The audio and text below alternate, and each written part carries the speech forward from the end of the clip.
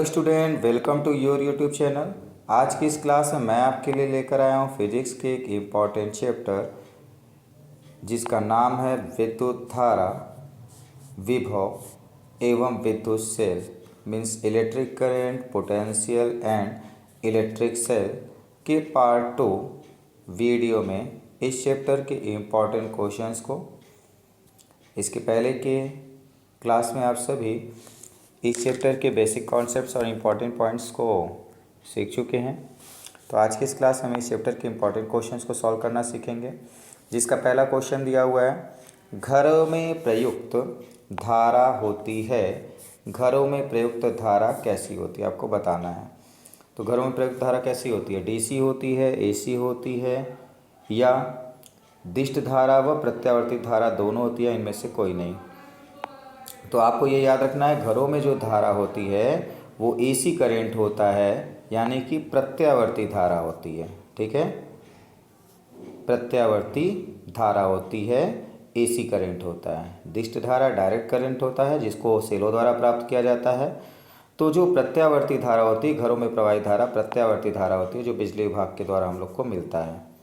ठीक है, तो याद रखना है एसी करंट। तो ऑप्शन आपका बी राइट आंसर हो गया, एसी करंट। और आप ये देख लें, इस तरीके का क्वेश्चन भी आपके एग्ज़ाम में आया हुआ है।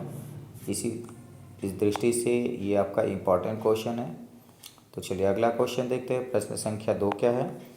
किसी विद्युत परिपथ में, क्या है, विद्युत परिपथ में एकांक धनावेश को दो बिंदुओं के बीच स्थानांतरित करने में किया गया कार्य कहलाता है। क्या कहलाता है? एकांक आवेश को दो बिंदुओं के बीच स्थानांतरित करना है। ठीक है, तो कार्य क्या कहलाता है? तो क्या कहलाएगा? विद्युत धारा कहलाएगा? नहीं, आवेश प्रवाह की दर को विद्युत धारा कहते हैं, तो ये आपका गलत है।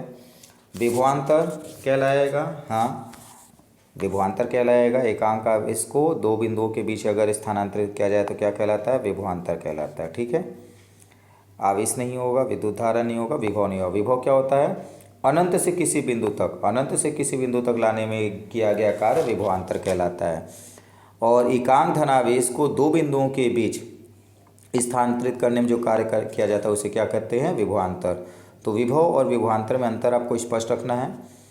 विभव अनंत से आवेश लाया जाता है, विभवांतर में एक दो बिंदुओं के बीच स्थानांतरण होता है, यानी एक बिंदु से दूसरे बिंदु तक ले जाने में किया गया कार्य विभव अंतर कहलाता है, विभवांतर कहलाता है। ठीक है, तो ये क्या हो जाएगा इसका ऑप्शन? ऑप्शन बी इसका राइट आंसर हो गया। क्लियर है यहाँ तक? चलिए अगला क्वेश्चन देखते हैं। तो प्रश्न संख्या 3 दे रहा है, सेल का विद्युत वाहक बल निर्भर करता है। सेल का विद्युत वाहक बल निर्भर करता है, किस बात पर निर्भर करता है? प्लेटों के बीच की दूरी? नहीं। सेल की ऊंचाई पर? नहीं। इलेक्ट्रोड की प्रकृति पर? यस, इलेक्ट्रोड की प्रकृति पर।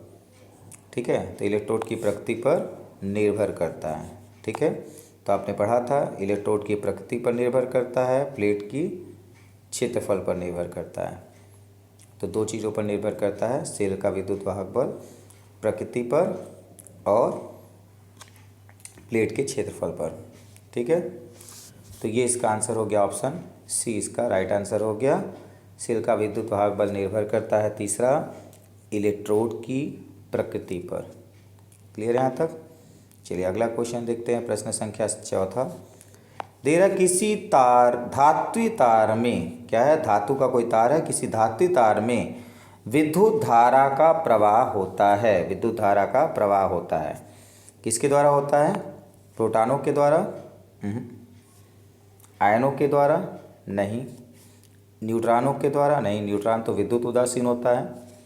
इलेक्ट्रॉनों के द्वारा? यस। तो धात्विक तार में धारा का प्रवाह किसके कारण होता है? इलेक्ट्रॉनों के कारण होता है।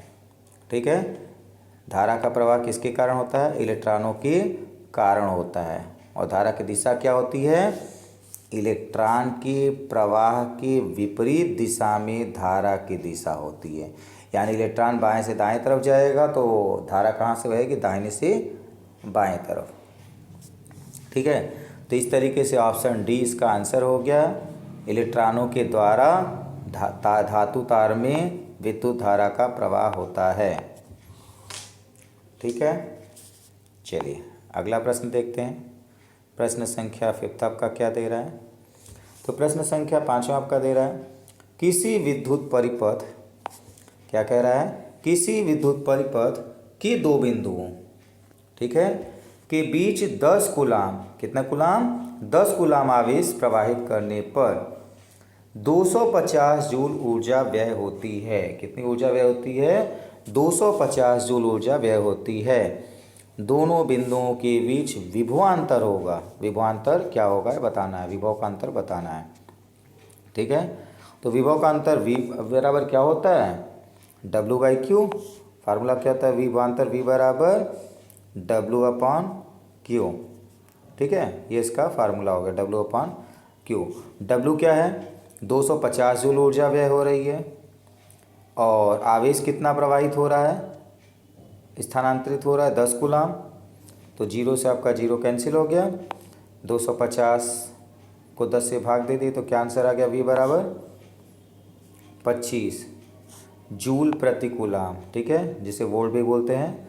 तो 25 जूल प्रति कूलाम इसका आंसर हो गया।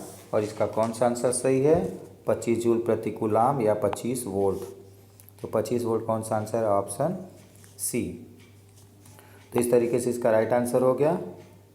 दो बिंदुओं के बीच विभवांतर क्या होगा? 25 वोल्ट होगा। क्लियर है यहाँ तक? तो ऑप्शन सी इसका राइट आंसर हो गया। चलिए अगला क्वेश्चन देखते हैं। प्रश्न संख्या 6 क्या दे रहा है? तो प्रश्न संख्या 6 है 8 सेमी त्रिज्या की, क्या है? 8 सेंटीमीटर त्रिज्या का पर 8 कूलाम पर क्या है? 8 कूलाम का कुल आवेश है। कितना आवेश है? 8 कूलाम का इस पर आवेश है, ठीक। आगे क्या कह रहा है? कुल आवेश है और इलेक्ट्रॉन गोले के एक बिंदु से गोले के विकर्णी विपरीत बिंदु तक जाता है। क्या करता है? एक बिंदु ए से विपरीत बिंदु बी तक जाता है, ठीक है। आगे कह रहा है बिंदु तक जाता है कृत कार्य। तो ए बिंदु से बी बिंदु तक जाने में आवेश को कुल कितना कार्य करना पड़ेगा, ठीक है। तो इसके लिए आपको याद क्या रखना है? गोले की सतह के प्रत्येक बिंदु पर क्या होगा? विभव समान होगा। गोले की सतह के प्रत्येक बिंदु पर विभव कैसा होगा? समान होगा, ठीक है। सभी बिंदु पर विभव समान होगा।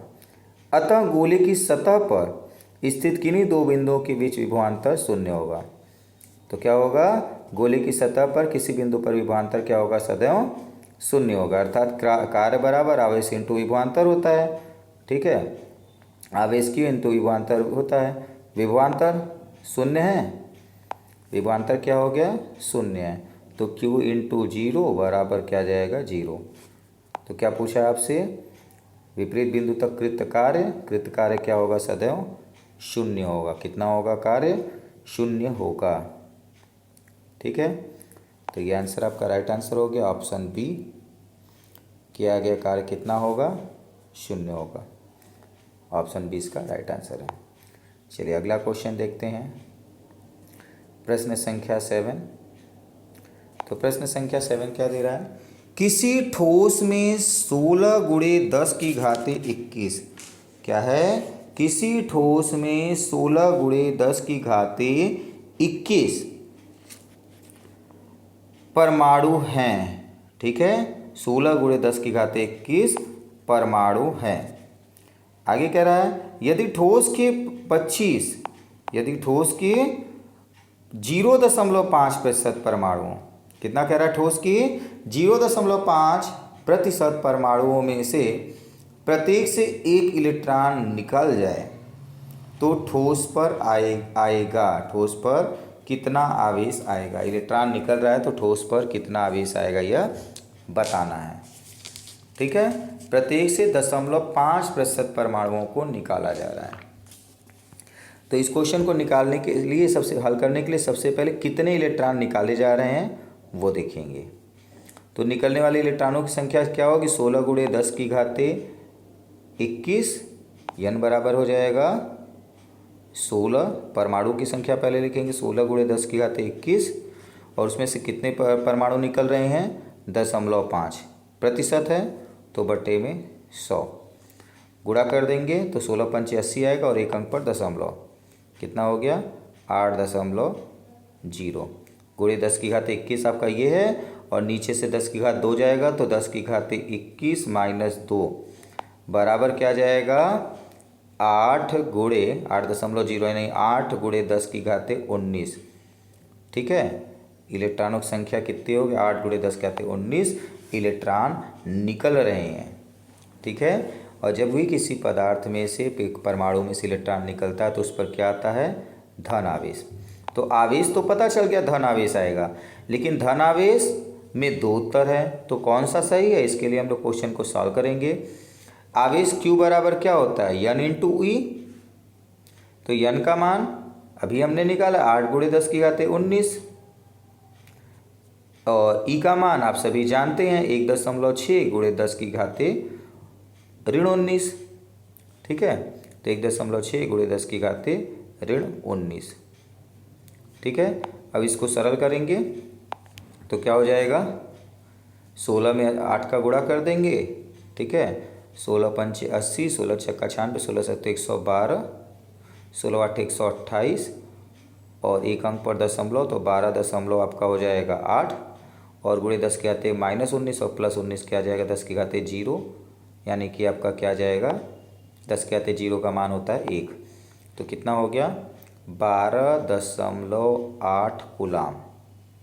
ठीक है, 12.8 कूलाम। तो ये आ गया आवेश, और वो भी धनात्मक क्योंकि इलेक्ट्रॉन निकल रहा है, और जब भी कहीं पर इलेक्ट्रॉन निकलेगा तो धन आवेश आएगा। धन आवेश में दो उत्तर है, लेकिन आपका एक उत्तर गलत होगा, कौन सा 16.8 वाला। तो कौन सा सही हो गया 12.8 कूलाम। ठीक है, 12.8 कूलाम इसका राइट आंसर हो गया।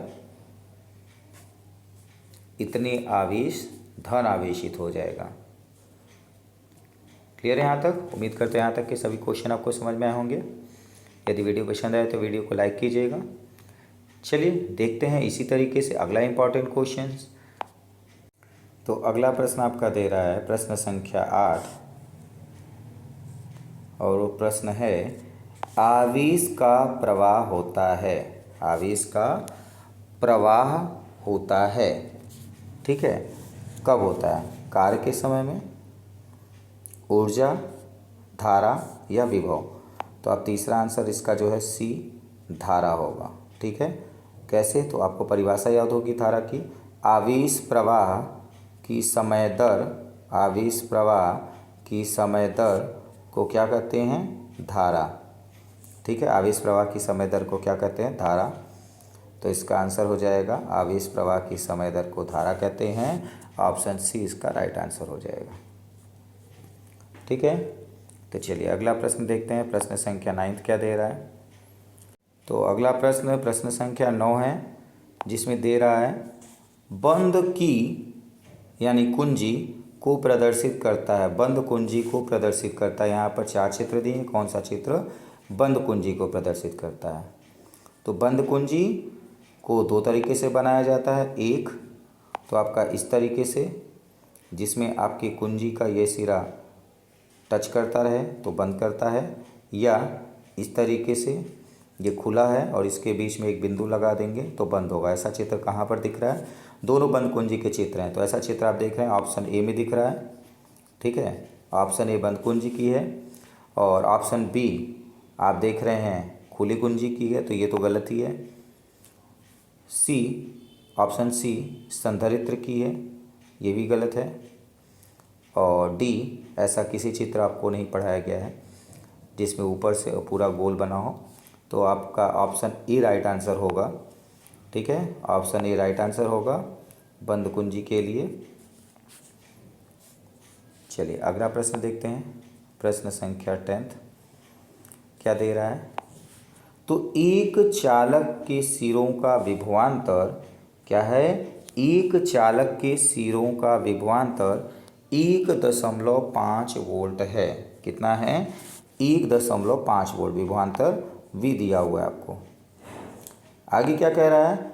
एक मुक्त इलेक्ट्रॉन चालक के एक सिरे से दूसरे सिरे तक जाने में कार्य करेगा। दूसरे सिरे तक जाने में कार्य W बराबर क्या हो जाएगा?